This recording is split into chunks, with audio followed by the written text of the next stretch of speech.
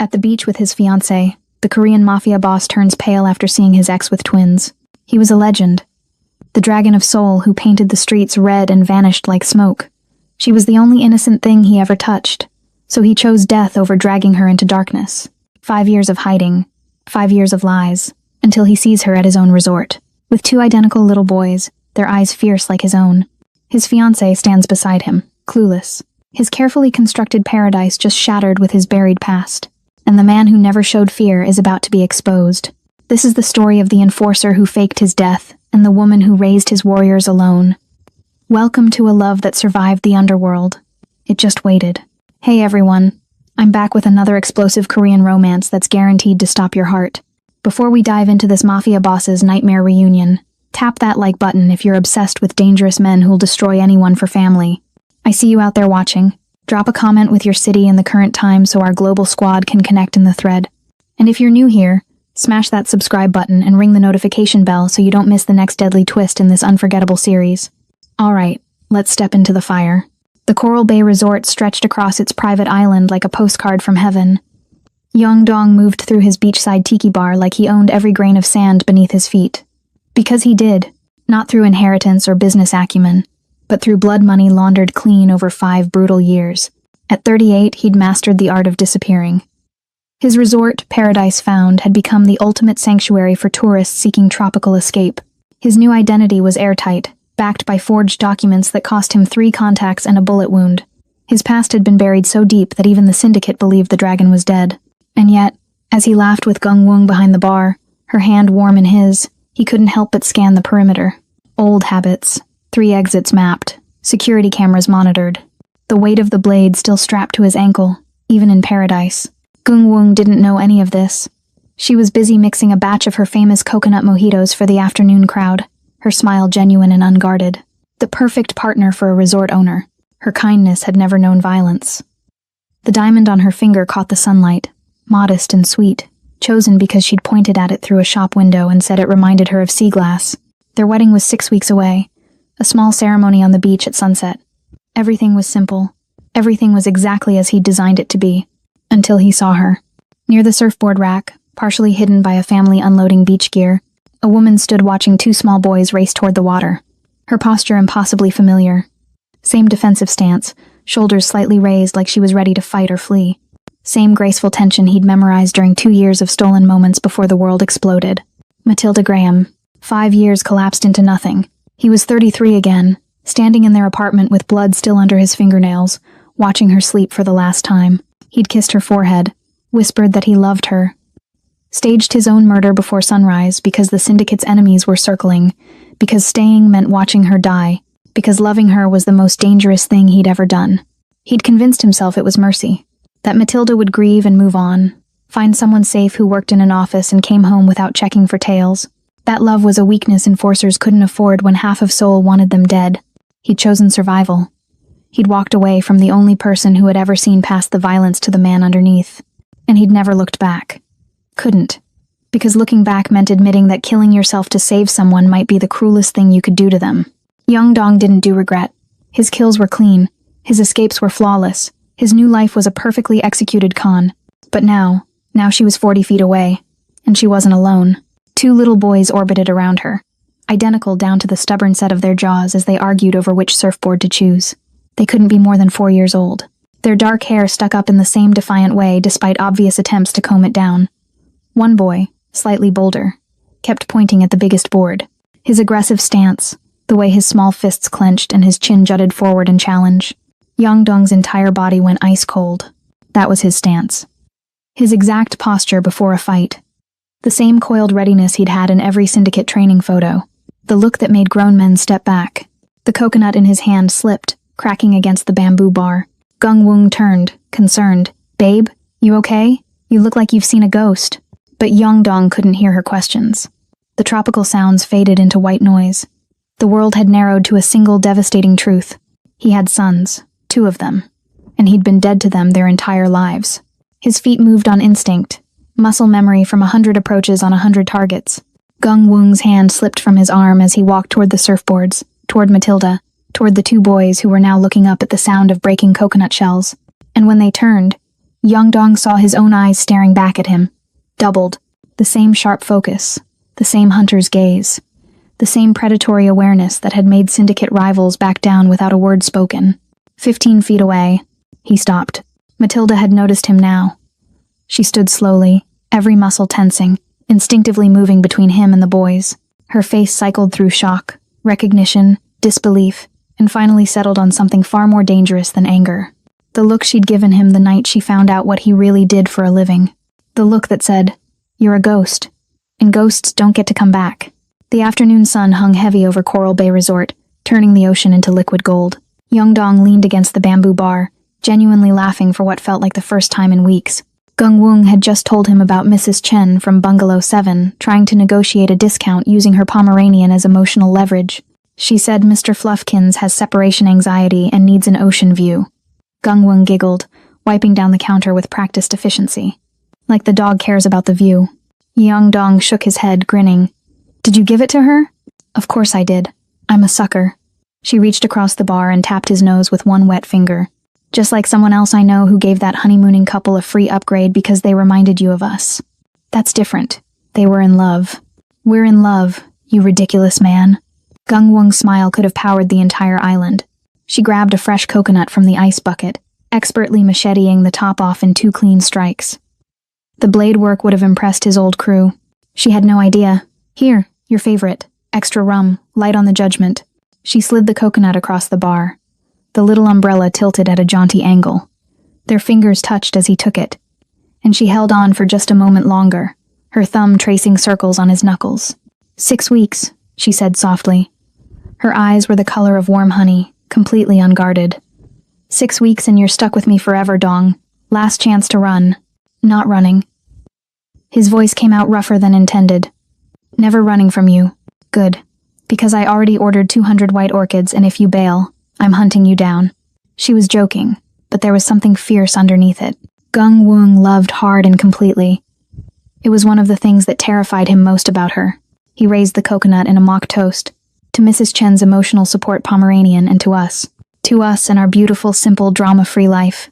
She clinked her water bottle against his coconut. God, we're so boring and I love it. Dong took a sip, the rum burning perfectly down his throat, and let his gaze drift past Gungwung's shoulder toward the beach. Late afternoon meant families packing up, couples taking sunset walks, the daily rhythm of paradise that he'd learned to anticipate and appreciate. That's when his world stopped. Near the surfboard rack, maybe 40 feet from the bar, a woman stood in the sand. Her back was to him, but he would have recognized that posture in complete darkness, in a crowd of thousands, with a bullet in his skull. The way she shifted her weight slightly to her left side, compensating for an old injury she'd gotten when she was 16. The particular shade of her hair, black with hints of deep brown when the light hit it just right. The graceful economy of her movements, as she reached down to adjust something at her feet. Matilda. His first thought was hallucination. Post-traumatic stress finally catching up after 5 years of looking over his shoulder. The dragon of soul seeing ghosts because guilt was a patient hunter. But then she straightened, and 2 small figures came into focus beside her. Boys, identical. 4, maybe 5 years old. White button-down shirts already half untucked. Blue shorts sandy at the knees. They were arguing about something, their hands gesturing wildly, and even from this distance, Dong could see the aggressive set of their shoulders, the stubborn jut of their chins. The coconut drink turned to ash in his mouth. One of the boys, the slightly taller one, grabbed a yellow surfboard and tried to drag it toward the water.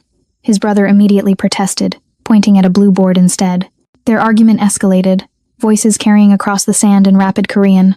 Matilda said something sharp, and both boys froze mid-motion, properly chastised but still glaring at each other with identical expressions of frustrated determination.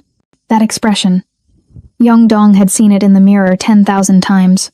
The exact same furrowed brow, the same tight press of lips, the same refusal to back down even when outmatched. The color drained from his face like someone had opened a valve. His vision tunneled. The tropical sounds around him, the reggae music from the speakers, the laughter of tourists, the crash of waves all faded into a high-pitched ringing. "Babe?" Gungwung's voice cut through the static. "Yong, you okay?" He couldn't respond. Couldn't move. Couldn't breathe. Matilda was supposed to be in Seoul. Matilda was supposed to have moved on, found someone safe, built a life that didn't include a dead man's ghost. Matilda was absolutely, Definitely not supposed to be at his resort with two boys who had his eyes, his stance, his entire genetic blueprint stamped across their faces like an accusation. Yongdong, you're scaring me. What's wrong? Gungwung's hand touched his arm, and he flinched. The coconut slipped from his grip, cracking against the bamboo bar and spilling rum and coconut water across the counter. He watched, detached, as the liquid pooled and dripped onto the sand below. Gungwung followed his gaze, turning to look at whatever had stolen his attention so completely. He wanted to stop her, wanted to turn her face back to him, wanted to rewind 60 seconds and keep her in the beautiful ignorance of their simple, drama-free life. But it was too late. She saw Matilda first, saw the elegant woman in the sundress, her hair pulled back in a practical ponytail. Then her gaze dropped to the boys, still bickering over surfboards, and Gungwung went very, very still. Even someone with no context could see it. The boys looked exactly like a younger version of the man standing frozen behind the bar. Same sharp features softened by youth, same intense dark eyes, same determined posture, same everything. Dong? Gungwung's voice had changed. The warmth had evaporated, replaced by something cautious and confused. Who are they? He opened his mouth.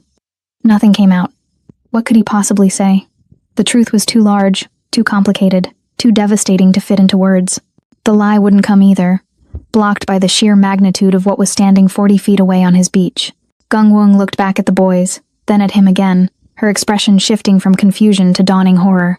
Those kids, they look just like... Dong, who are they? The taller boy, the one with the yellow surfboard, looked up at that moment.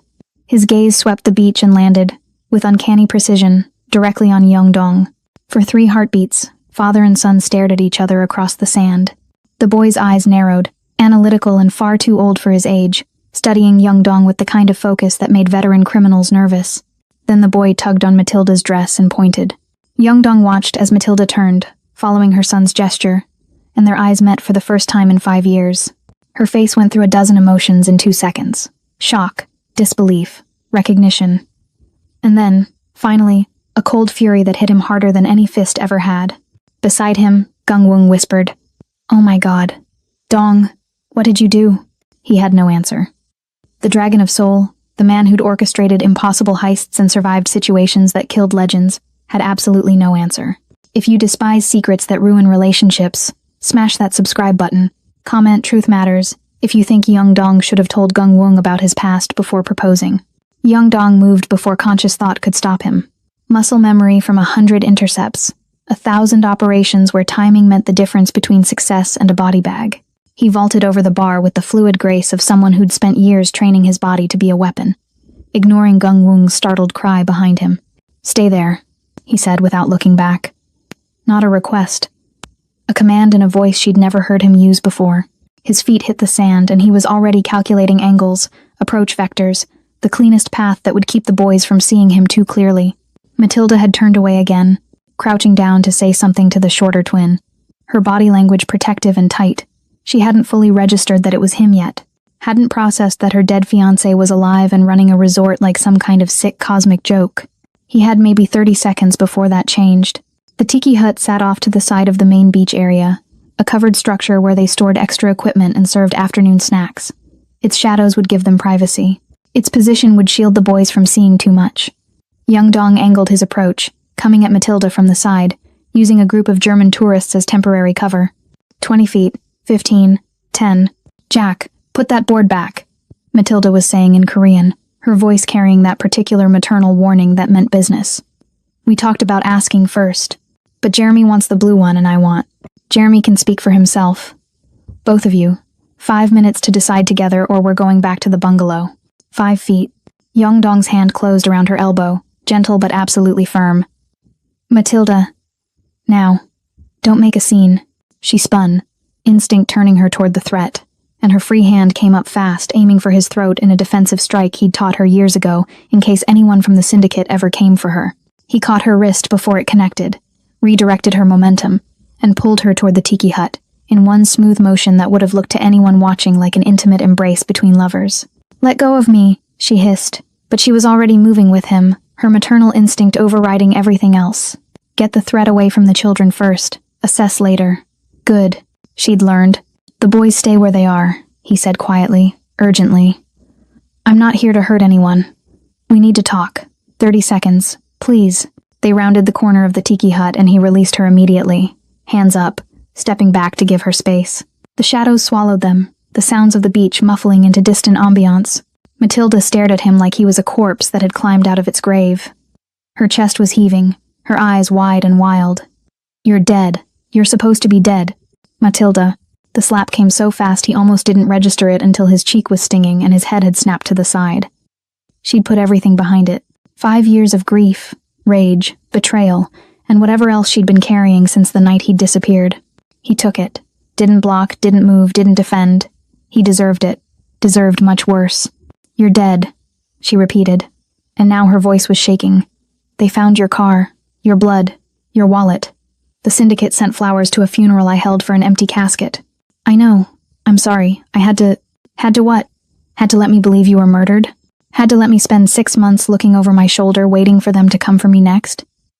Had to let me wake up every night screaming because I kept seeing what they might have done to you? Her hands were fists now, trembling at her sides. Tears were starting, angry tears that she blinked back furiously. You died.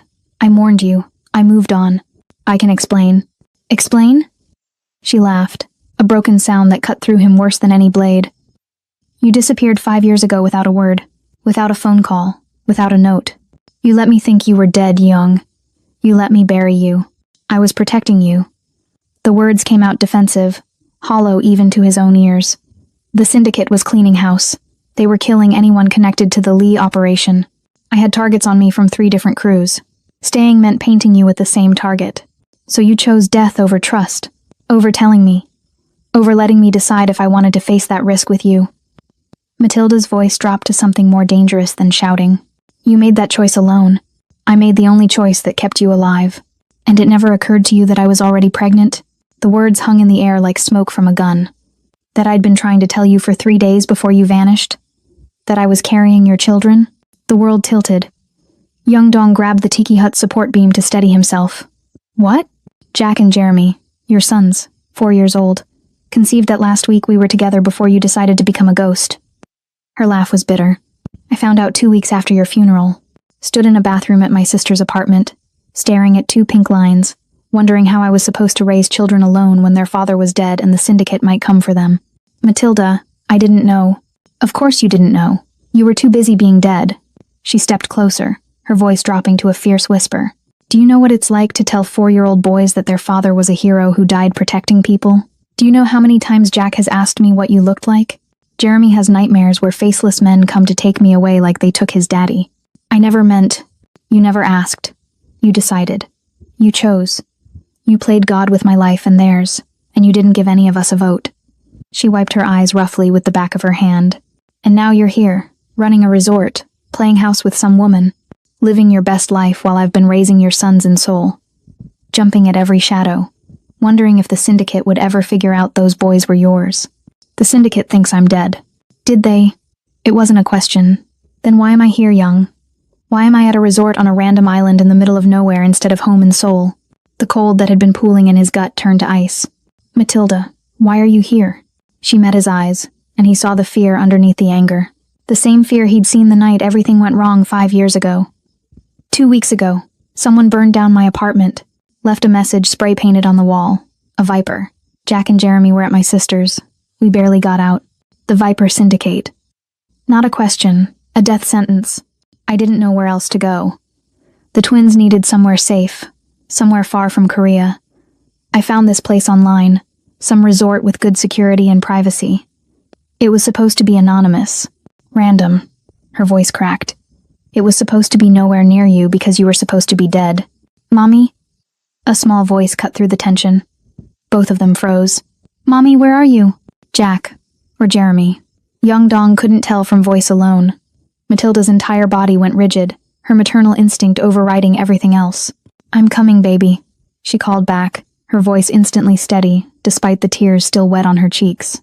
She looked at Young Dong with pure venom. Stay away from them. Stay away from me. Whatever life you built here, whatever lies you're living, I don't care. We're leaving tomorrow. You can't leave. If the Viper Syndicate found you in Seoul, they'll track you wherever you go. Then that's my problem, not yours. You stopped being part of our lives 5 years ago. She turned to go. Matilda, please. You're a ghost, Young-dong, and ghosts don't get to be fathers. Gung-woong had never been the kind of woman who sat still when something was wrong. Her mother used to say she had too much fire, too much need to fix things, to understand things, to make everything right. So when Young-dong vaulted over the bar like some kind of action movie character and disappeared into the beach crowd, leaving her standing there with spilled coconut water soaking into her sandals, she gave him exactly 90 seconds before following. She'd counted. Slowly. Trying to be reasonable. Trying to give him space to handle whatever crisis had turned his face the color of ash and stolen every ounce of warmth from his eyes. But reasonable had its limits, and watching the man she was supposed to marry in 6 weeks run toward a strange woman and 2 children who looked exactly like him had pushed Gung-woong past every reasonable boundary she possessed. She found them behind the tiki hut. Not hard, really. She just followed the sound of raised voices speaking rapid Korean, words she couldn't understand, but tones she absolutely could. Anger, pain, the particular timbre of 2 people who'd once meant everything to each other and now didn't know what they were anymore. Gung-woong stopped at the corner of the structure, her hand pressed against the bamboo siding, her heart hammering so hard she could feel it in her throat. She should announce herself, should clear her throat or call out or something.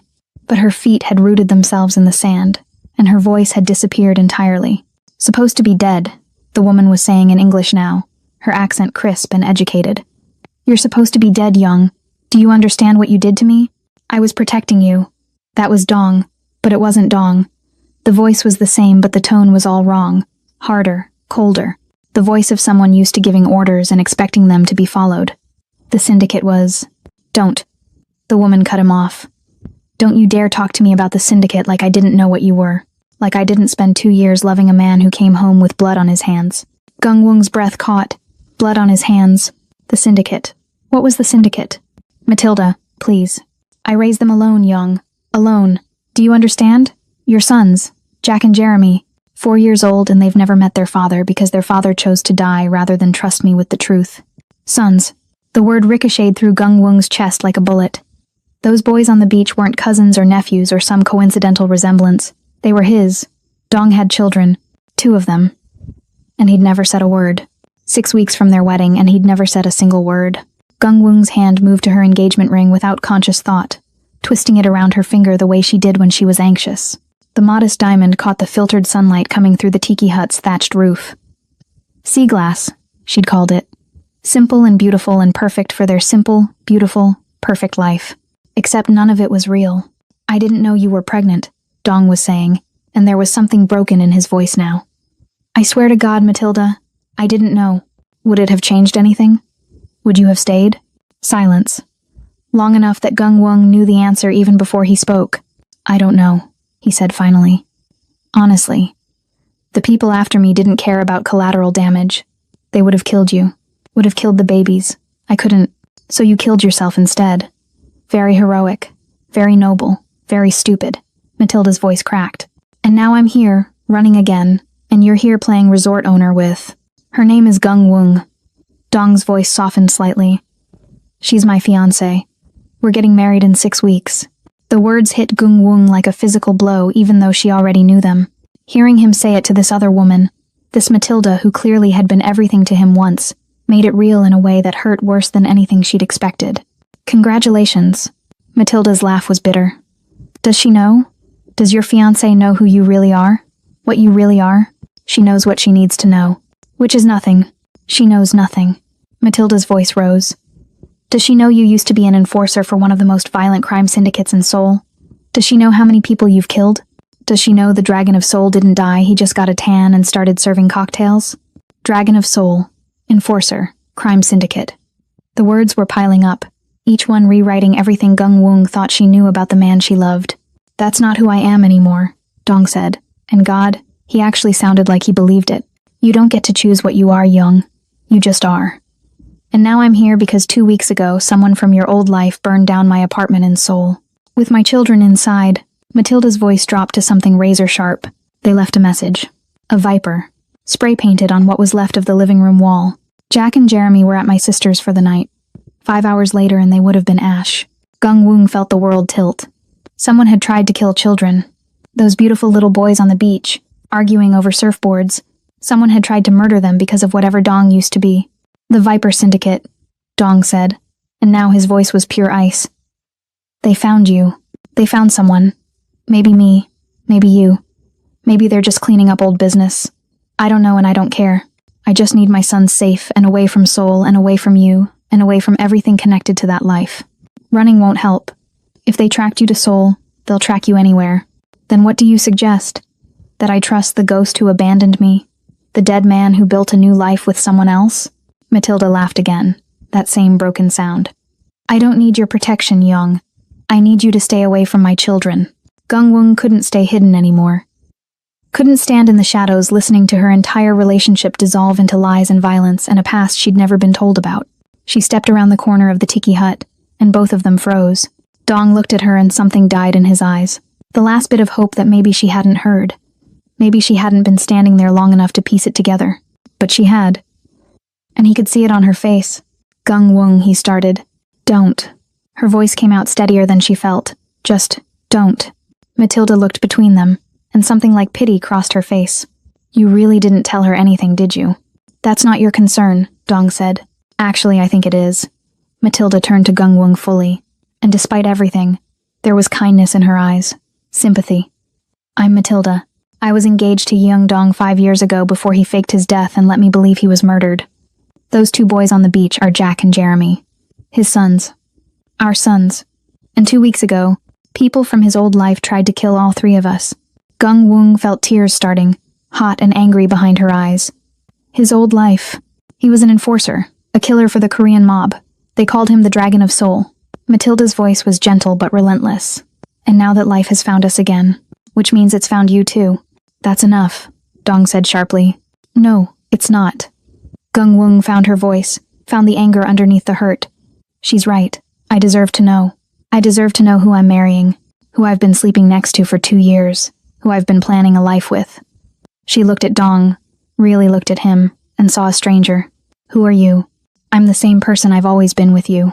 You're a liar. The words came out flat. Final.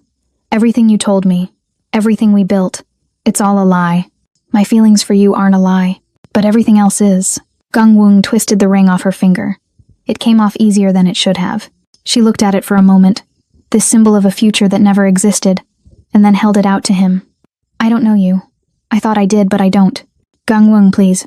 Those men who tried to kill Matilda and your sons, are they coming here? The silence was answer enough. Oh God. Gung-Wung's hand closed around the ring. You brought them here. To my home. To our resort. To all these people. I didn't know, Dong said. And now he looked as broken as Matilda had sounded. I swear to you, I didn't know any of this would happen. But it is happening. Gung-Wung looked at Matilda, at this woman who'd already survived whatever hell Dong's past had put her through. Are you safe? Are the boys safe? I don't know, Matilda admitted. I thought we were. That's why I came here. Then you'll stay. The words came out of Gung-Wung before she'd fully thought them through. Both of you. All of you. Until we figure out what's happening.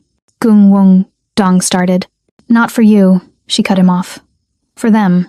For those kids who didn't ask for any of this. She finally looked at him again. But you and I? We're done. It's heartbreaking when innocent people get dragged into danger.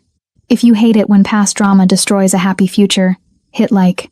Comment, stay safe Gung-Wung, if you're not siding with the chaos Yeung Dong brought into her life. The walk back to the beach felt like moving through water.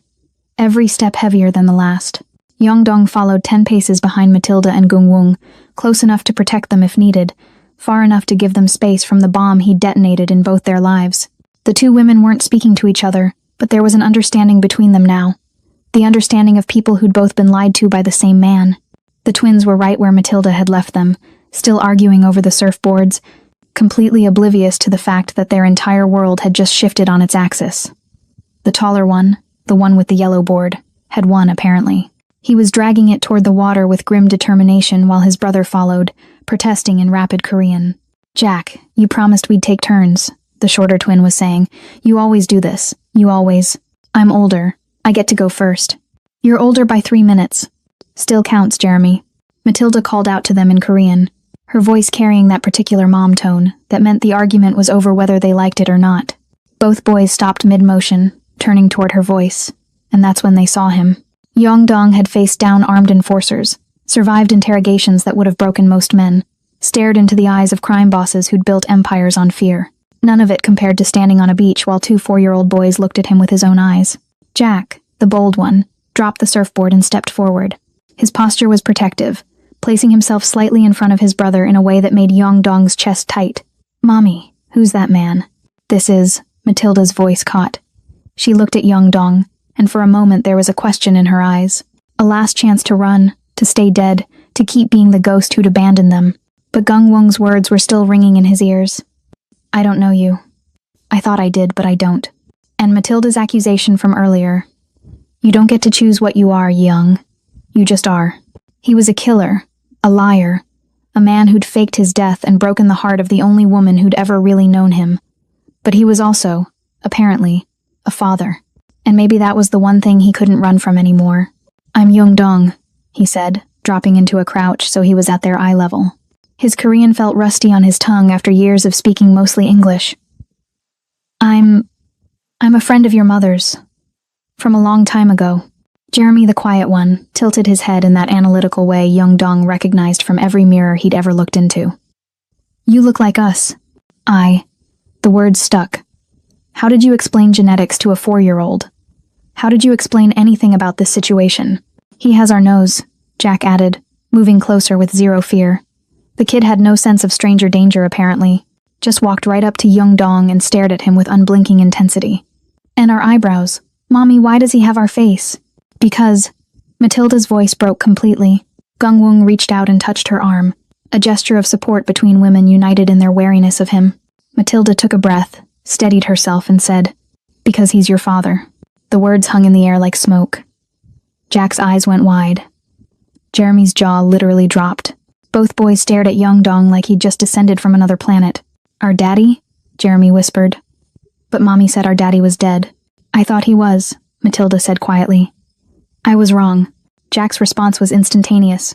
"You're a liar." He launched himself at Yongdong, small fists swinging, tears already streaming down his face. "You're lying. Our daddy is a hero. Our daddy died protecting people. You're not him. You're not." Yongdong caught the boy's fists gently, let him pound against his chest, let him scream and rage and grieve for the heroic dead father he'd imagined. The father who was better than the living one standing in front of him. "Jack, stop it," Matilda said, but there was no force behind it. Maybe she thought Yongdong deserved it too. "I'm sorry," Yongdong said, and he was talking to Jack but looking at all of them. "I'm so sorry. You're right. I should have been there. You should have been at my birthday." Jack was sobbing now, the words coming out between hitched breaths. "You should have taught me how to ride a bike. Jeremy had nightmares and you weren't there. Mommy cried every night and you weren't there." Every accusation was a knife, clean and precise and deserved. Jeremy hadn't moved, hadn't said anything, just stood there watching his brother fall apart, his own eyes bright with unshed tears but his face carefully neutral, observing, calculating, deciding. Finally he spoke. "Are you going to leave again?" The question was quiet, clinical. The kind of question you asked when you'd already learned that people you loved could disappear without warning, and the best you could do was prepare for it. 4 years old and already building walls. Already protecting himself. Yongdong looked at Matilda, at Gungwung, at these two boys who had every right to hate him. "No," he said, and meant it with everything he had left. "I'm not leaving. Not this time." "Liar," Jack said again, but quieter now. "Exhausted." "Maybe," Yongdong admitted. "But I'm going to try not to be. Not anymore." Jeremy stepped forward then, cautious, and did something that broke Yongdong completely. He reached out and touched Yongdong's face, his small hand tracing the line of his jaw, his nose, his eyebrows, mapping the features he'd only ever seen in photographs, trying to make the ghost solid. "You're real," Jeremy said wonderingly. "I'm real. Do you know how to surf?" The question was so unexpected that Yongdong actually laughed, a broken sound. "Yeah, I know how to surf. Can you teach us?" "Jeremy, no," Matilda started. "If your mom says it's okay," Yongdong said carefully. "But yeah, I can teach you." Jack had stopped hitting him, was now just leaning against Yongdong's chest, crying quietly, his small body shaking with the weight of emotions too big for a 4-year-old to process. Yongdong wrapped his arms around his son, felt the reality of fatherhood settle into his bones like an old wound, heavy, permanent, impossible to ignore. Over the boys' heads, he looked at Matilda. She was crying too now, silent tears tracking down her face. Gung Wung had stepped back, giving the family their moment, but her face was complicated. Hurt, angry, but also something softer when she looked at the twins. That's when Young Dong saw him. Through the open lobby entrance, maybe 60 feet away. A man in casual resort wear, sunglasses, carrying a newspaper. Nothing remarkable except for the way he was standing. Too still, too focused, his attention locked on the boys. And when he shifted his weight, his sleeve rode up just enough to reveal ink on his forearm. A serpent, coiled and ready to strike. The Viper Syndicate's signature. Every instinct Young Dong had spent 5 years trying to bury roared back to life. His body tensed. His mind cataloged exits, threats, defensive positions. The Dragon of Soul analyzing battlefield terrain in milliseconds. The man in the lobby smiled slightly, tipped his sunglasses down just enough to make eye contact with Young Dong across the distance. Acknowledgement. You see me, I see you. And more importantly, I see them. Then he folded his newspaper, turned, and walked deeper into the hotel. Unhurried, confident. The message was clear. They'd found him. They knew about the boys, and they had all the time in the world. Young Dong pulled Jack and Jeremy closer, his arms tightening protectively around them. Matilda noticed the change in his posture immediately, followed his gaze toward the now empty lobby entrance. What? She whispered. What is it? We need to move, Young Dong said quietly. Now, inside. All of you. Young. They're here, Matilda. He looked at her, let her see the truth in his eyes. The Vipers. They're already here. Young Dong's private villa sat at the far edge of the resort property, separated from the main buildings by a grove of palm trees and accessible only by a single winding path. He'd designed it that way intentionally. One entrance, clear sightlines, defensible. The habits of a man who'd spent years expecting enemies to find him in the night. Now they had... He ushered everyone inside quickly, Jack and Jeremy clutching their mother's hands, confused by the sudden urgency. Gung Wung brought up the rear, her face pale but composed. She'd grabbed a first aid kit from behind the bar without being asked. Still thinking like his partner even after everything. The villa's main room was open concept with floor-to-ceiling windows overlooking the ocean. Beautiful. Exposed. Young Dong immediately moved to close the blackout shutters he'd installed against hurricane season. Or so he'd told the contractors. Really, they were ballistic fabric reinforced with steel. The windows didn't shatter. They absorbed. Sit, he said, gesturing to the sectional sofa. Away from the windows. Young Dong, you're scaring the boys, Matilda said, but she was already moving them to the interior of the room. Her own instincts sharp from years of looking over her shoulder. Jack and Jeremy huddled against their mother, eyes wide. They'd gone from meeting their dead father to sensing something was very wrong in the span of 10 minutes. Too much for kids their age. I need you to be honest with me, Matilda said quietly. How bad is this? Young Dong finished securing the last shutter and turned to face them. Gung Wung stood near the kitchen, arms crossed, watching him with an expression he couldn't read. Waiting, they all were. He'd spent 5 years lying, 5 years building a persona, a life, a future based on omission and carefully constructed half-truths. The resort owner, the nice guy, the man who'd left his past behind. That man was dead now. Had to be, because the Dragon of Soul was the only thing standing between his family and the people who'd burned them alive for sport. My real name is Young Dong Park, he started, his voice flat, clinical. I was born in Seoul, recruited into the Midnight Syndicate when I was 17. By 25, I was their primary enforcer. They called me the Dragon because I was fast, efficient, and left nothing but ash behind. Gung Wung made a small sound, not quite a gasp, more like the air being punched out of her lungs. I did collections, interrogations, eliminations when necessary. I was good at it. Too good. He kept his eyes on Matilda, because looking at Gung Wung would break him. 5 years ago, the Syndicate went to war with the Viper clan over territory in Seoul. Dozens of people died. The violence was getting sloppy, attracting too much attention. I wanted out. So you faked your death, Matilda said, her voice hollow. Left me to pick up the pieces. I staged a car accident. Made it look like the Vipers got me.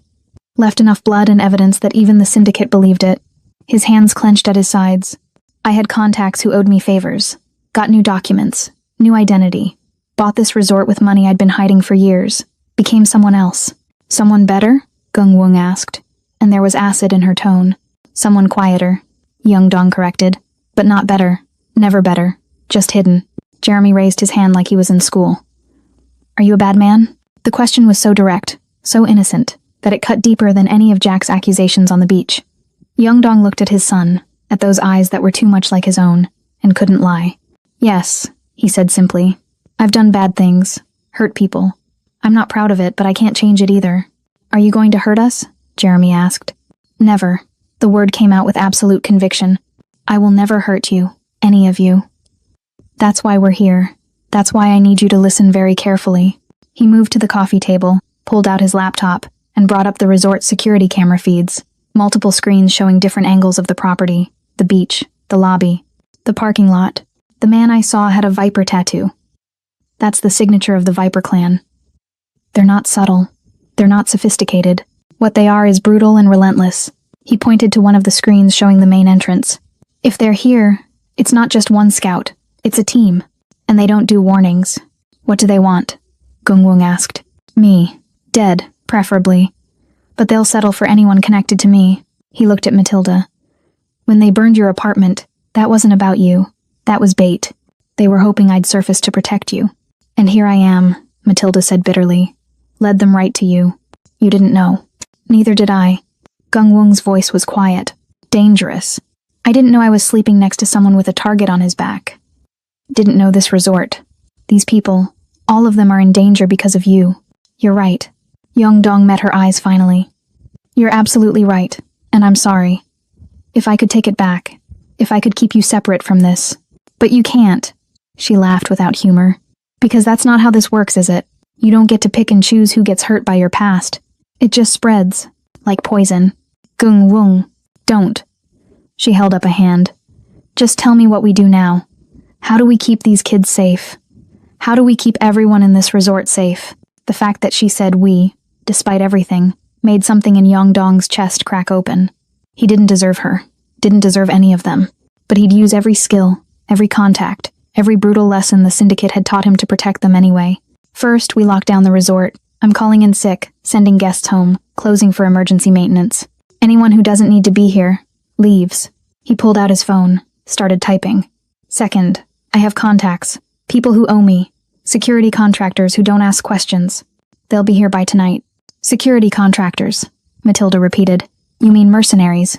I mean people who know how to fight the kind of people coming for us. And third? Gungwung asked. Third, we prepare for the possibility that it's not enough. Dong opened a drawer in the coffee table, pulled out a compact pistol. Gungwung flinched. I teach you both how to shoot, how to hide, how to protect the boys if I can't. Jesus Christ, Gungwung whispered. Mommy, what's happening? Jack asked, his voice small and scared. Matilda pulled both boys close, her face hard. What's happening is that the bad men who burned our house found us. But your father, she stumbled over the word, is going to keep us safe. Is he? She looked at Dong with something between hope and pure cynicism. Or is he going to run again when things get too dangerous?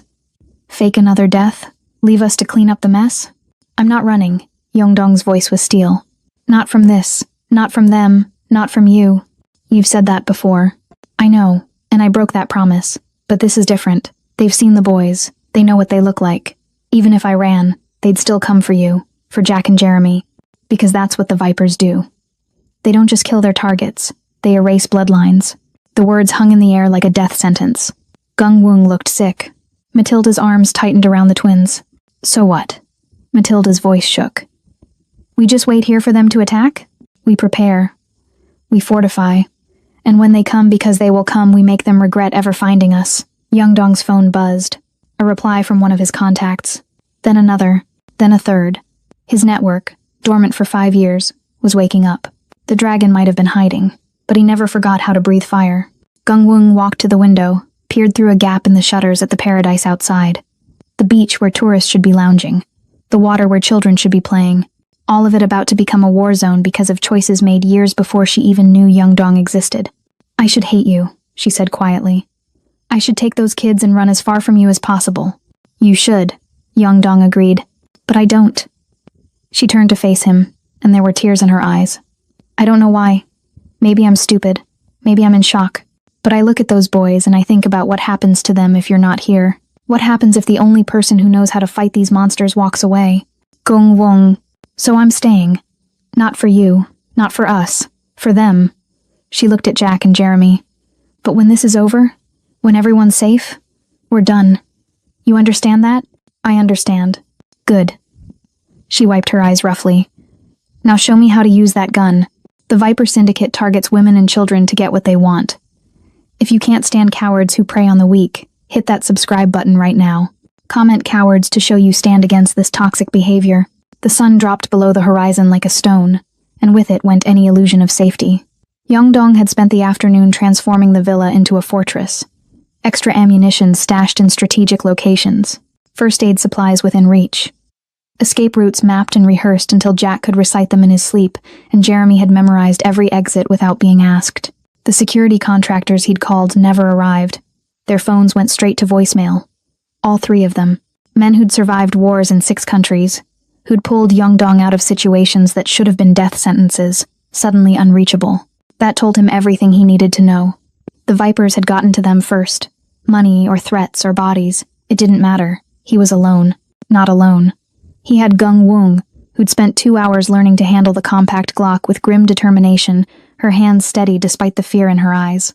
He had Matilda, who already knew how to shoot from their years together, muscle memory returning like riding a bicycle. And he had 2 4-year-old boys who should have been worrying about bedtime stories, not memorizing where the safe room was hidden behind the false wall in the master bedroom. Night fell fast in the tropics. One moment the sky was burning orange and purple, the next it was black velvet pricked with stars. Beautiful. Perfect for an assault. Yongdong stood at the window, watching the resort through a gap in the shutters. He'd evacuated most of the guests that afternoon, with a manufactured story about contaminated water and health violations. Refunds issued, transportation arranged, apologies offered. 20 families gone within 4 hours. But not all of them. Some had refused to leave, some were already gone before he could reach them. The lobby was dark now. So was the tiki bar, the beach bungalows. He'd shut down the main generators himself, told the remaining staff to shelter in place in the reinforced storage building near the docks. Made it look like a resort-wide power failure. Made it look like chaos. Made it easier to see who was moving in the dark. How many? Matilda asked quietly. She'd put the boys down an hour ago in the safe room, read them stories until they'd finally crashed from exhaustion. Now she stood next to him, her own weapon holstered at her hip, looking more like the woman he'd known 5 years ago than the terrified mother from this afternoon. 3 on the North Beach, 2 more near the bungalows. At least 1 in the lobby, maybe 2. Yongdong tracked movement through the security feeds on his laptop, the cameras running on battery backup. Professional spacing. Military discipline. These aren't syndicate thugs. These are contractors. The Vipers hired mercenaries? Looks like it. He zoomed in on one of the figures. Body armor under casual clothes. Night vision goggles. Suppressed weapons. Good ones too. This is a kill team, not a message. Gung Wung appeared from the hallway, checking the magazine on her Glock for the 3rd time. Nervous habit. The boys? Asleep, Matilda said. Finally. Good. Keep them that way. Yongdong closed the laptop, his own weapons already strapped and ready. 2 pistols, a knife at his ankle, another at his back. The dragon's teeth, sharp and waiting. When I give the signal, you take them into the safe room. Lock it from inside. Don't open it for anyone except me. What's the signal? Gung Wung asked. You'll know it. That's not. The lights died. Every single one. The villa, the exterior floods, the emergency exit signs. Complete blackness for 2 full seconds before his eyes adjusted and the world resolved into shades of gray and shadow. That's the signal, Yongdong said. Somewhere outside, glass shattered. Not close. Maybe 3 bungalows down. A controlled breach, quick and professional. They were testing his response time, seeing how fast he'd react. Go, Yongdong said. Now. Matilda didn't argue. Grabbed Gung Wung's arm and pulled her toward the bedroom, toward the safe room hidden behind false paneling that would take someone hours to find if they didn't know it was there. Soundproofed, reinforced, stocked with supplies for 3 days. Gung Wung stopped at the doorway, looked back. Young. I'll be fine. I've done this before. That's not reassuring. It's all I've got. He met her eyes across the dark room. Keep them safe. That's all that matters now. She nodded once, then disappeared into the hallway. He heard the bedroom door close. Heard the distinctive click of the safe room's lock engaging. Good. They were secure. Now he could work. Yongdong moved to the kitchen, killed the laptop screen so no light would give away his position. His heartbeat had already slowed, his breathing steady and controlled. This was familiar territory. The hunt. The stalked becoming the stalker. 5 years pretending to be civilized, and it took less than 5 seconds for the dragon to remember exactly what he was. Another sound. Closer this time, the crunch of footsteps on the gravel path leading to his villa. Multiple sets. At least 2, maybe 3. They weren't trying to be quiet anymore. Either they thought he was unarmed and panicking, or they wanted him to know they were coming. Psychological warfare. Let the target hear death approaching. Let the fear do half the work. They didn't know who they were dealing with.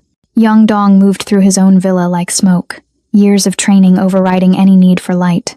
He knew every board that creaked, every corner that offered cover, every angle that could be exploited. This was his ground, his fortress. His family was inside these walls. They should have brought more men. The front door exploded inward. Not picked or finessed, just breached with raw force. The frame splintered, the door itself slamming against the interior wall. 3 figures poured through immediately, weapons up, moving in perfect tactical formation. Professionals, just like he'd thought. They swept the main room quickly, efficiently, night vision turning the darkness into green-lit clarity. They'd see the furniture, the closed shutters, the empty space where a target should be panicking. What they wouldn't see was the dragon perched on the kitchen counter in the blind spot between their entry angles and the main room, perfectly still, waiting for them to commit. The lead man made it 3 steps inside before Young Dong moved. He dropped from the counter without a sound, landed behind the rear guard, and had the knife from his ankle buried in the man's kidney before his partners even registered movement. The mercenary started to scream, but Young Dong's hand was already clamping over his mouth, twisting the blade up and into the lung, turning the scream into a wet gurgle. The body dropped. The other 2 spun, raising their weapons. Too slow. Young Dong was already rolling left, using the falling body as a shield, his own pistol clearing leather and putting 2 rounds center mass into the second man before his finger found the trigger. The suppressor made it sound like someone coughing. Quiet. Professional. The third man got off a burst. 3 rounds that chewed into the couch where Young Dong had been half a second before. Return fire came immediately from the bedroom hallway. Gung Wung, covering him from a position he'd told her to take if things went wrong. Her shot went wide, but it made the mercenary duck. That was all Young Dong needed. He closed the distance in 2 strides, slapped the man's rifle aside, and put his pistol under the chin. 1 shot. Up through the soft palate and into the brain. The body hit the ground like a puppet with cut strings. Silence. 3 seconds of it. 5. 10. Clear. Young Dong called softly. Jesus Christ. Gung Wung whispered from the hallway. Did you just... Get back in the safe room. This was just the breach team. The main assault is still coming. As if to punctuate his words, automatic weapons fire erupted from the beach. Not aimed at the villa. At the staff quarters. They were clearing the resort systematically, eliminating witnesses, anyone who might call for help. Young Dong moved to the window, peered out through a crack in the shutters. More figures moving now. At least 6 additional contacts, maybe more. All converging on his position. They knew where he was now. Knew he'd killed their entry team. Knew this was going to be harder than they'd planned.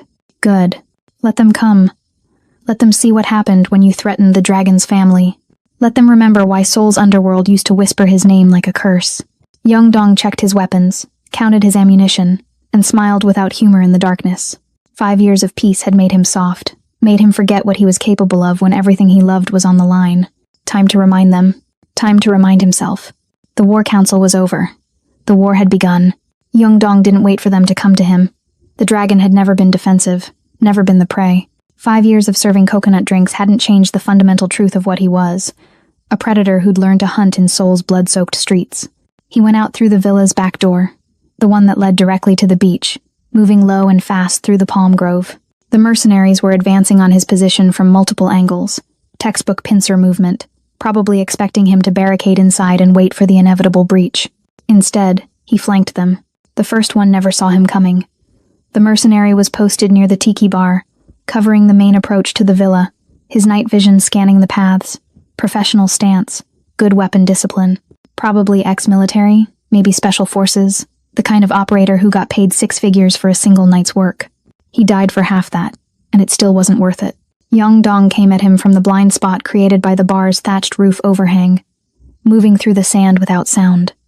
The knife went in just below the ear, angled up into the brainstem. Instant shutdown. No sound, no struggle, just a body that stopped being a threat and became dead weight. Dong lowered him to the sand, took his radio, his spare magazines, listened to the chatter. Alpha 2, status? Silence where Alpha 2 should have responded. 2. Confirm position. More silence. We've got a ghost. All units. Weapons free. Target is armed and extremely dangerous. Now they knew. Now they understood this wasn't going to be the easy payday they'd been promised. Dong moved again, circling wide toward the surfboard rack. 6 boards still standing, bright colors muted in the darkness. He grabbed one, the yellow board Jack had wanted, and kept moving. 2 more mercenaries were advancing up the beach, covering each other's movement with practiced efficiency. They'd adapted quickly, switched from assault formation to hunter-killer pairs. Smart, would have worked against most targets. Dong wasn't most targets. He waited until they passed his position, until their attention was forward on the villa, then came at them from behind. The surfboard swung like a bat, 7 feet of fiberglass and foam connecting with the rear man's head with a crack that sounded like a gunshot. The mercenary went down hard, his night vision goggles shattering, his weapon flying into the sand. His partner spun, raising his rifle, but Dong was already inside his guard, used the surfboard as a shield, caught the first burst of automatic fire, felt the rounds punch through the board inches from his face.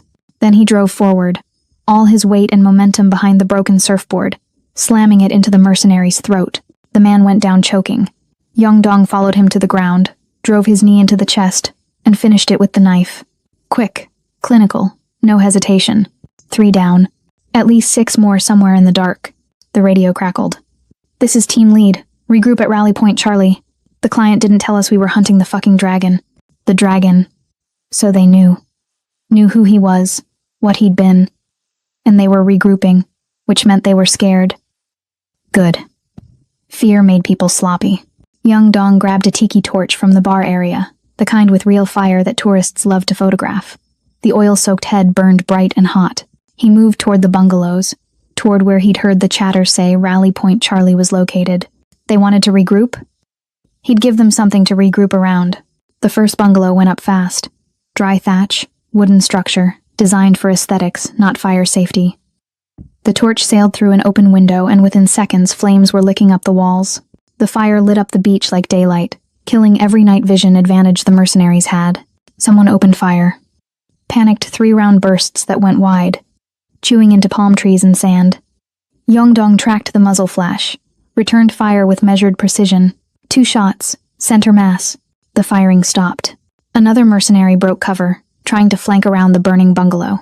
Dong was waiting. Let him get 3 steps into the open, then put him down with a headshot that was more instinct than aim. 20 years of violence had made that kind of shot automatic, like breathing. The radio was screaming now. Multiple voices. Panic setting in. We need to abort. This wasn't the mission brief. Client said he was a resort owner, not a fucking... The transmission cut off.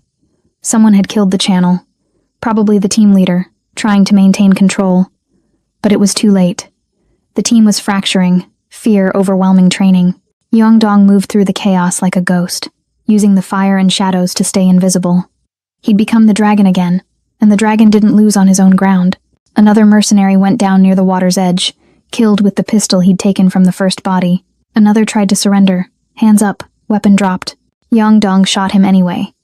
These men had come for his family, for his children.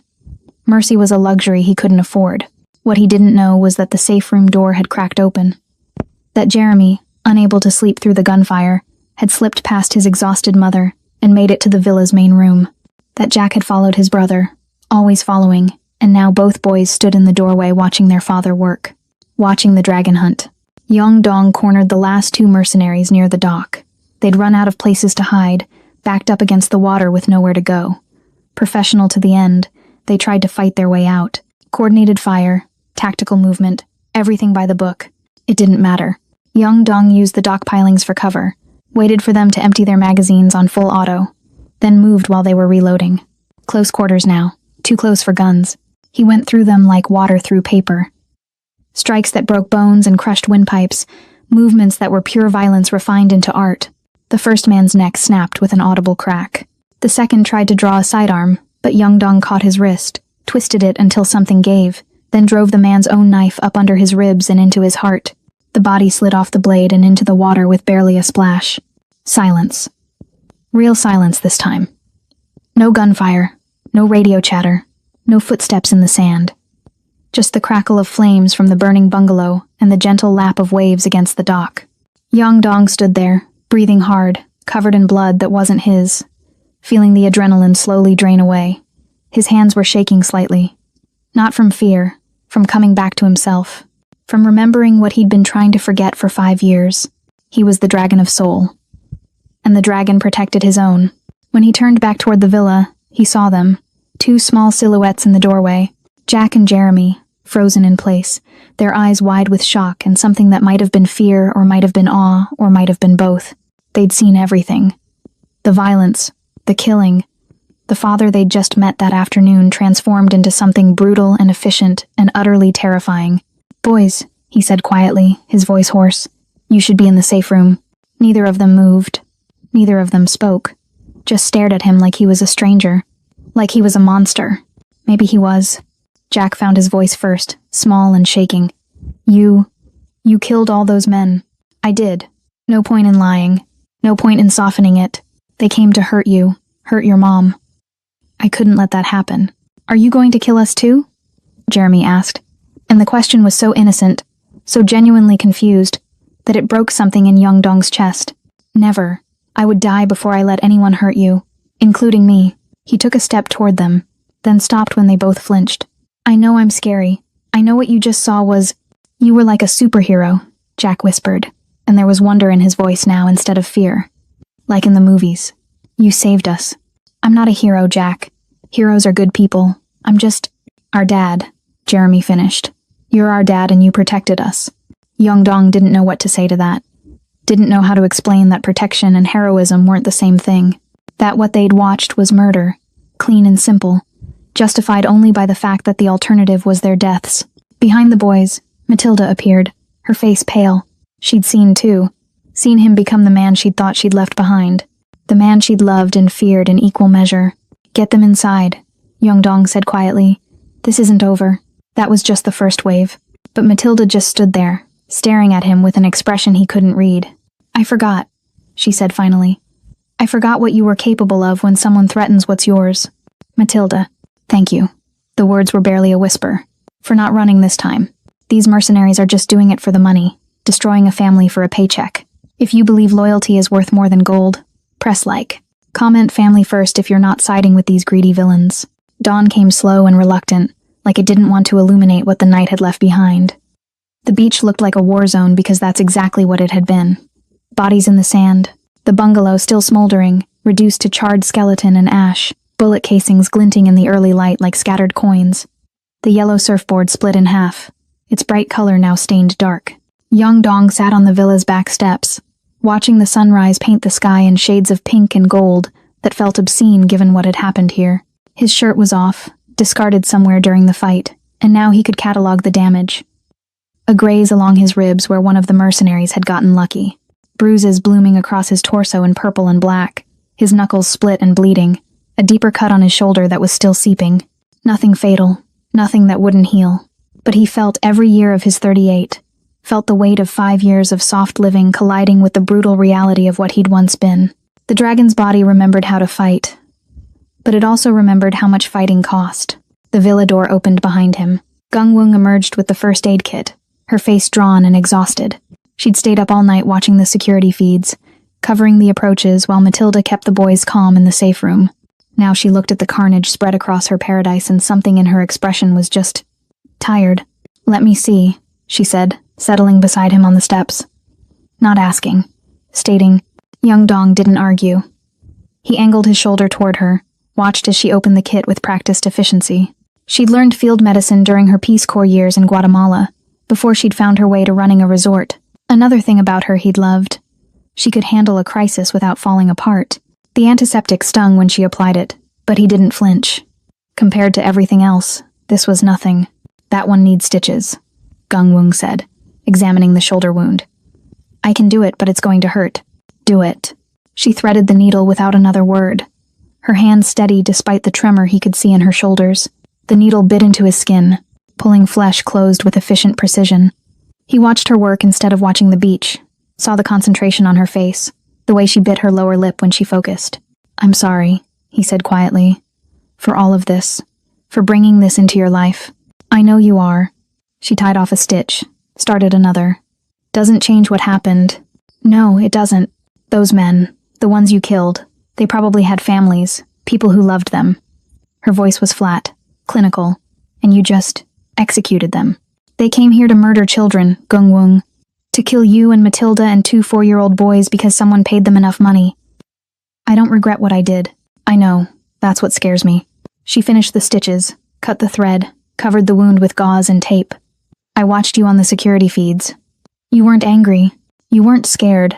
You were just efficient, like it was a job. It was what I was trained to do. For how long? How many years have you been that person? 15. Give or take. He met her eyes. From 17 to 32. Half of my life. And you just stopped? Just walked away and became someone else? I tried to. He gestured at the beach, the bodies, the evidence of what he still was. Clearly it didn't work as well as I hoped. Gung-Wung was quiet for a long moment, packing up the first aid kit with methodical care. When she finally spoke, her voice was softer. The boys were watching. Matilda said they slipped out of the safe room. Saw you fight. I know. I saw them. Jack thinks you're a superhero now. Spent an hour after we got them back to bed talking about how his dad is the strongest man in the world. She laughed without humor. Jeremy asked me if you were going to kill more people. Just asked it like he was asking about the weather. What did you tell him? I told him the truth. That you would do whatever it took to keep them safe. That sometimes protecting people means doing scary things. She looked at him fully now. Was I wrong? No, you weren't wrong. Young Dong, I need you to answer something for me. Honestly. No more lies. No more half-truths. Okay. Are there more coming? More like tonight? He wanted to lie. Wanted to tell her it was over. That the threat had been neutralized. That they could go back to their lives. But she'd asked for honesty. And after everything, she deserved at least that much. I don't know, he said. This was a kill team. Professional. Expensive. Someone paid them a lot of money to come here. To do this. Could have been the Vipers. Could have been someone else from my past. Until I know who hired them, I can't know if there are more. So we're not safe. You were never safe. Not as long as you were with me. I just managed to hide it for 2 years. Gung-Wung stood, walked to the edge of the steps, and looked out at the ocean that was turning from black to blue with the rising sun. I meant what I said yesterday, about us being done. I know, but I also meant what I said about staying. About protecting those kids. She turned back to him. So here's what's going to happen. You're going to figure out who did this. You're going to end this threat, permanently. And you're going to do it without lying to me again. Gung-Wung, I'm not done. Her voice had steel in it now. When this is over, when everyone is safe, you're going to sign over your half of the resort to me. You're going to disappear again. Properly this time. Somewhere far from here. Somewhere your past can't follow. And you're going to leave me out of it. The words hurt worse than any wound he'd taken tonight. You want me gone. I want you alive, she corrected. And everyone around you alive. Which apparently can't happen if you're here. Tears were starting now. Angry tears she wiped away roughly. I love you. God help me, I still love you. But love isn't enough when people die just for being near you. What about the boys? About Matilda? That's between you and her. Not my business anymore. But her voice cracked on the words, betraying the lie. It was her business. She'd fought beside them, protected them, had already claimed them in the way that Gung-Wung claimed everything she cared about completely and without reservation. The villa door opened again. Matilda this time. The boys were still sleeping inside. She looked at the beach, at the bodies that would need to be dealt with before tourists started waking up in the remaining bungalows, at Young Dong sitting bloodied on the steps, with Gung-Wung standing guard over him. How bad? Matilda asked. Nothing fatal, Gung-Wung answered. He'll live. Unfortunately, Matilda said, but there was no heat in it. She moved to stand beside Gung-Wung, 2 women united in their complicated relationship with the same dangerous man. The boys want to see you, to make sure you're okay. I'll come in a minute. Young. Matilda's voice stopped him before he could stand. What you did last night, the violence, the killing. I watched it on the cameras, all of it. He waited for the condemnation, the horror, the rejection he deserved. Thank you, she said instead, for not running, for staying, for fighting. I told you I wouldn't leave. You did. And for the first time in 5 years, I actually believe you. She looked at Gung Wung, some understanding passing between them. We need to talk, all three of us, about what happens next. I know who to call, Young Dong said quietly. About the bodies, about cleaning this up. I have contacts who handle this kind of thing. More criminals, Gung Wung said. Yes, but useful ones. He stood slowly, feeling every bruise protest. This isn't over. Whoever sent this team will know they failed. They'll either send more or come themselves. Then what do we do? Matilda asked. Young Dong looked at the two women who'd defined his life in different ways. At the paradise he'd tried to build that was now stained with blood. At the future he'd thought he could have that had just gone up in smoke. We stop waiting for them to come to us, he said. We go on the offensive. We find out who wants us dead, and we end them first. More killing, Gung Wung whispered. More survival, Young Dong corrected. Because the alternative is watching everyone I care about die. And I've had enough of that for one lifetime. The cleanup took 3 hours. Young Dong's contacts arrived in unmarked vans just as the sun cleared the horizon. Men who asked no questions and left no evidence. They worked with the efficiency of people who'd done this 100 times before. Made bodies disappear, scrubbed blood from sand, and documented everything for later disposal. The kind of service that cost a fortune and guaranteed silence. By the time the remaining resort guests started emerging for breakfast, the beach looked almost normal. The burned bungalow had been cordoned off with maintenance tape, a plausible story about electrical fires already spreading through the grapevine. No one questioned it. Tourists never did. They saw what they wanted to see, believed what was convenient. Young Dong watched from the villa as life tried to reassert itself. A couple walking hand in hand near the water, kids building sandcastles, the illusion of paradise maintained through careful lies and strategic cleanup. Just like his life for the past 5 years, the mercenaries' equipment had been collected, catalogued, and prepared for disposal. Weapons, tactical gear, communications equipment. All of it expensive, all of it military grade. Someone had invested serious money into this operation, and Young Dong needed to know who. He was going through the last mercenary's phone when it rang. Unknown number, international code he didn't recognize. For a moment he considered letting it go to voicemail, but instinct told him this was important. This was the reason behind last night's bloodbath. He answered without speaking, and waited for the other person to commit first. A laugh came through the line, low and familiar and cold enough to freeze his blood. A laugh he'd heard 1,000 times in briefing rooms and execution chambers, standing over bodies and closing deals in Seoul's underworld. Dragon, the voice said in Korean. I was wondering if you'd have the balls to answer. Choi Min-jun, head of the Midnight Syndicate. The man Young Dong had served for 15 years. The man he'd faked his death to escape. The man who should have believed he was dead and forgotten 5 years ago. How long have you known? Young Dong kept his voice neutral, professional, but his hand tightened on the phone hard enough to make the case creak. That you were alive? About 6 months. That you were running a beach resort playing house with some American woman? 3 months. That your ex-wife and bastard children were heading to the same resort? 2 weeks. Another laugh, this one sharper. You're predictable, Dragon. Always have been. You think you're being clever, but you're just following patterns I can read like a book. If you've known for 6 months, why wait until now? Because I wanted to see if you'd really gone soft, if the legend had truly died, or if he was just sleeping. A pause. The Vipers were happy to help me test that theory. I told them where to find Matilda, suggested they might find you at the same location. They were eager for revenge after what you did to their operations 5 years ago. You used them, used us. I used resources available to me. The Vipers got their revenge attempt. I got my answer. 12 professional contractors dead in one night. Very impressive. The dragon still has teeth. Young Dong's mind was racing, cataloging information, assessing threats. What do you want? What I've always wanted. Loyalty. Service. You were my best enforcer, Dragon. 15 years of perfection. Then you decided to die rather than continue serving me. That was disappointing. I was out. You knew I wanted out. No one is out until I say they're out.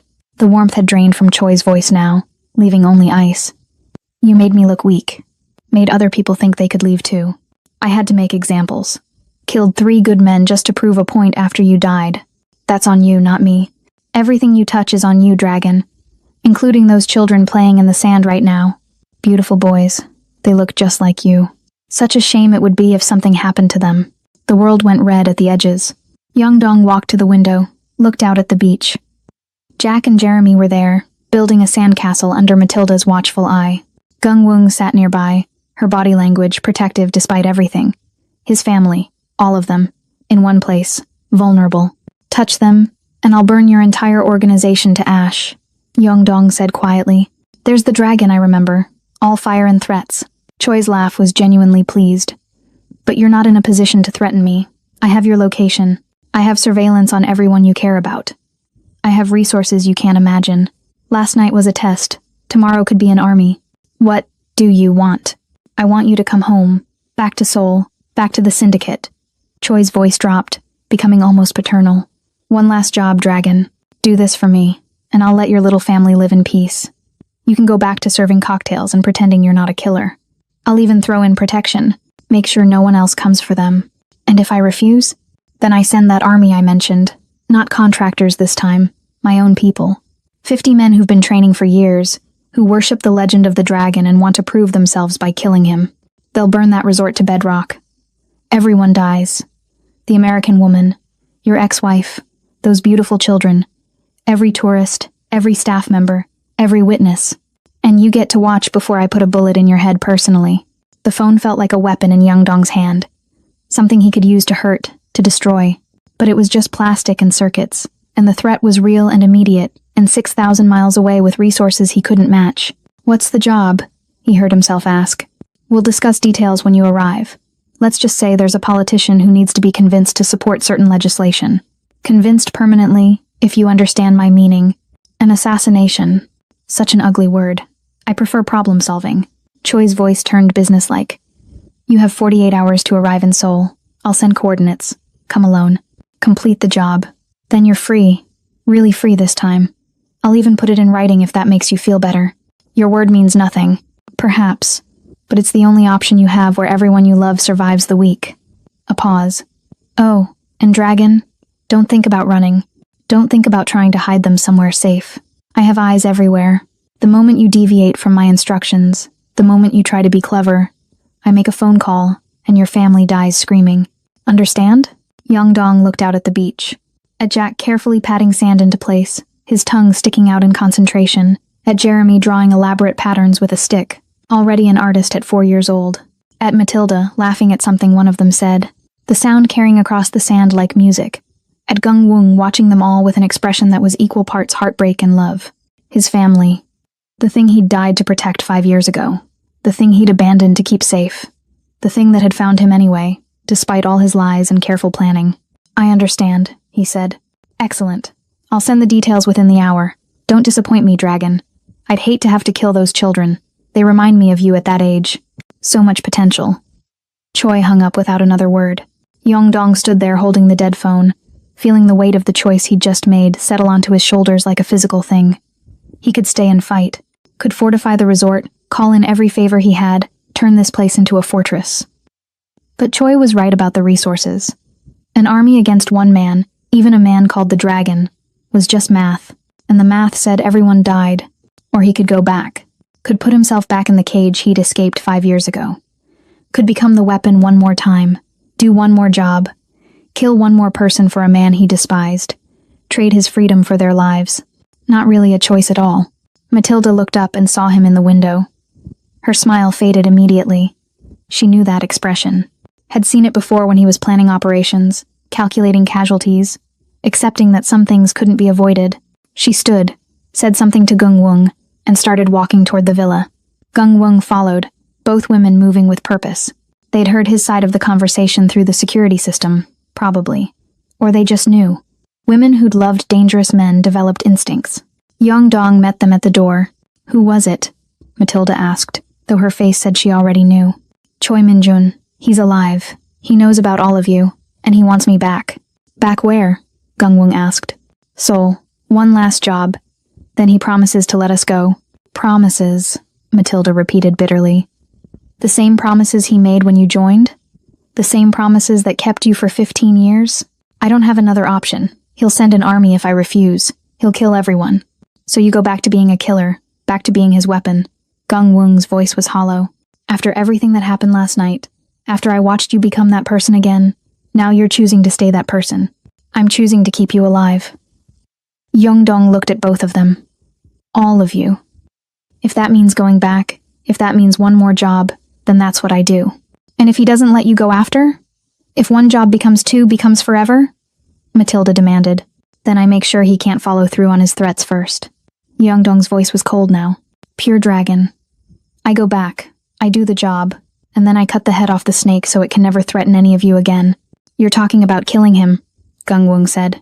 I'm talking about ending this. Permanently.